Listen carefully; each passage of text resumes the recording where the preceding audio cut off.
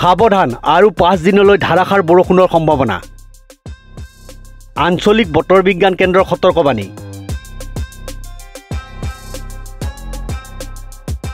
আৰু 5 দিনলৈ অসম তথা উত্তৰ পূৰ্বাঞ্চলৰ আকাশ ডাৱৰীয়া হৈ থকাৰ সম্ভাৱনাৰ কথা প্ৰকাশ কৰিছে আঞ্চলিক বতৰ বিজ্ঞান কেন্দ্ৰই।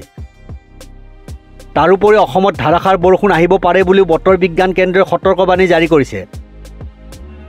অসমৰ কেতবোৰ স্থানত এই সময়ছোৱাত বিজুলী ঢেৰেকণিৰ লগতে ধাৰাসাৰ বৰষুণৰ প্ৰবল সম্ভাৱনা আছে।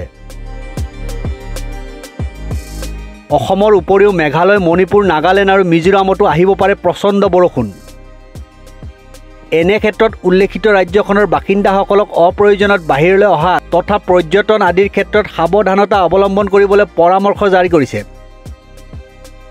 আৰু 5 দিনলৈ অসম তথা উত্তৰ পূৰ্বাঞ্চলৰ আকাশ ডাৱৰীয়া হৈ থকাৰ সম্ভাৱনাৰ কথা প্ৰকাশ কৰিছে আঞ্চলিক বতৰ বিজ্ঞান কেন্দ্ৰই।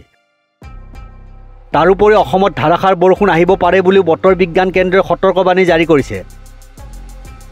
অসমৰ কেতবোৰ স্থানত এই সময়ছোৱাত বিজুলী ঢেৰেকণিৰ লগতে ধাৰাসাৰ বৰষুণৰ প্ৰবল সম্ভাৱনা আছে। অসমৰ উপৰিও মেঘালয়, মণিপুৰ, নাগালেণ্ড আৰু মিজোৰামতো আহিব পাৰে প্ৰচণ্ড বৰষুণ। এনে ক্ষেত্ৰত উল্লেখিত ৰাজ্যখনৰ বাসিন্দাসকলক অপ্ৰয়োজনত বাহিৰলৈ অহা তথা পৰ্যটন আদিৰ ক্ষেত্ৰত সাৱধানতা অৱলম্বন কৰিবলৈ পৰামৰ্শ জাৰি কৰিছে। News desk report, news 13।